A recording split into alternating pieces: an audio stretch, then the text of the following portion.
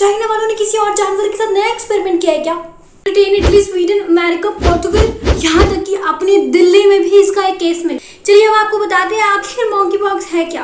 क्या चाइना वालों ने नया एक्सपेरिमेंट किया है, या फिर अमेरिका की किसी लैब में फिर से कोई नया एक्सपेरिमेंट हुआ है, या फिर चाइना वालों ने कोई नई डिश खा ली हो, समंदर से कोई कीड़ा पकड़ के ऑब्वियसली, या फिर इस बार अपने भारत में कुछ गड़बड़ हुई है। मॉन्की पॉक्स का मतलब बंदरों से आया है या फिर बंदरों ने इसको बनाया है? चलो आपको बताते हैं आखिर मॉन्की पॉक्स है क्या। दरअसल मॉन्की पॉक्स एक ऑर्थोपॉक्स वायरस है, यानी कि ये चेचक या फिर चिकन पॉक्स जैसा दिखाई देता है। हालांकि इसके लक्षण और इसके सोर्सेज एकदम डिफरेंट है चिकन पॉक्स या फिर चेचक से। दरअसल 1958 में इसे सबसे पहले मॉन्कीज के अंदर देखा गया था, और मॉन्कीज के बाद इन्हें आज यानी कि अभी इस सालों में ह्यूमंस यानी कि इंसानों के अंदर देखा जा रहा है। मगर ये मॉन्की पॉक्स आखिर इंसानों के अंदर आया कैसे? आपने डार्विन थ्योरी तो पढ़ी होगी ना, बंदरों से लेके ह्यूमन तक का सफर। तो उसी की वजह से शायद मॉन्की पॉक्स हमारे शरीर में आया हो। आइए आपको सारी बातें बताते हैं जो मॉन्की पॉक्स से रिलेटेड है।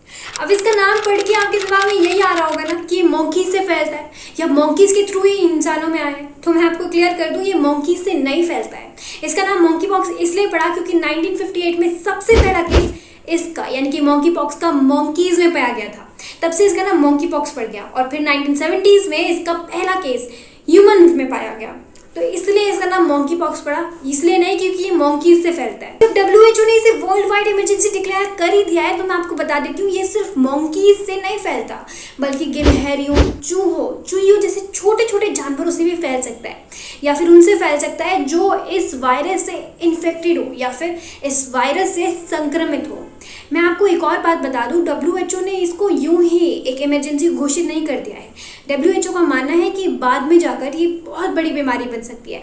अभी हमारे देश ने कोविड जैसी महामारी को झेला है, और अब मॉन्की पॉक्स, इसलिए सावधान रहे। क्या मॉन्की पॉक्स फेटल है यानी कि जानलेवा या फिर घातक है? तो मैं आपको बता दूं, डॉक्टर्स के मुताबिक 10 में से 1 लोगों की जान जा सकती है इस बीमारी के कारण।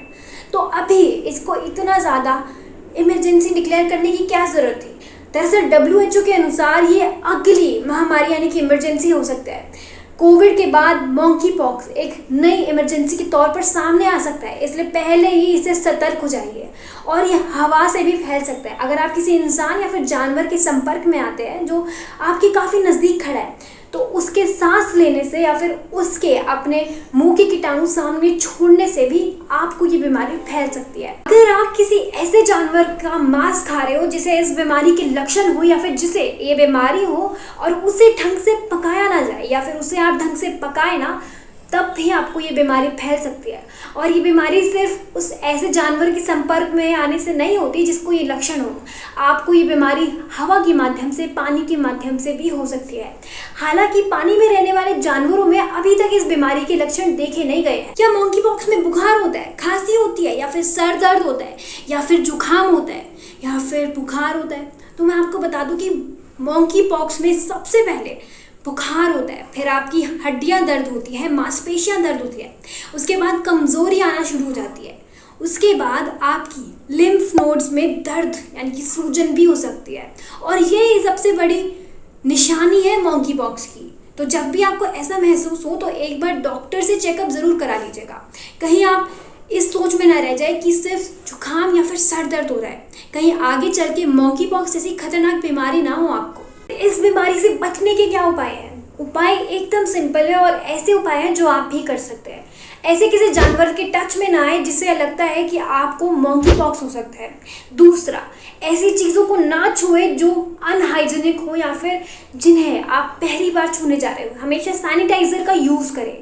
तीसरा, ऐसे व्यक्ति से फिजिकल टच में ना आए जिसे संक्रमित होने के लक्षण हो, या फिर ऐसे इंसान को छुए ना जिसको इस वायरस के लक्षण या फिर सिम्टम्स हो। अगर आपके घर में या फिर आस पड़ोस में कोई ऐसा इंसान है या फिर ऐसा व्यक्ति है जो संक्रमित हो और आपको उसकी देखभाल करनी हो, तो हमेशा ध्यान रखिए कि आप PPE किट पहन कर ही उसकी देखभाल करें, या फिर ग्लव्स और मास्क का उपयोग करें। और वहाँ से आने के बाद हमेशा सैनिटाइज़र, और हो सके तो दोबारा बाथ लीजिए। मगर ये बीमारी से संक्रमित होने की एक और भूल ना करें, इसलिए हमेशा सावधान रहिए और सतर्क भी रहिए, क्योंकि ये बीमारी आगे चल के एक बहुत बड़ी महामारी बन सकती है। और कोविड के बाद मॉन्की पॉक्स एक नया वायरस सामने आ सकता है। ऐसे ही फिर मिलेंगे एक नई वीडियो के साथ, तब तक के लिए नमस्कार।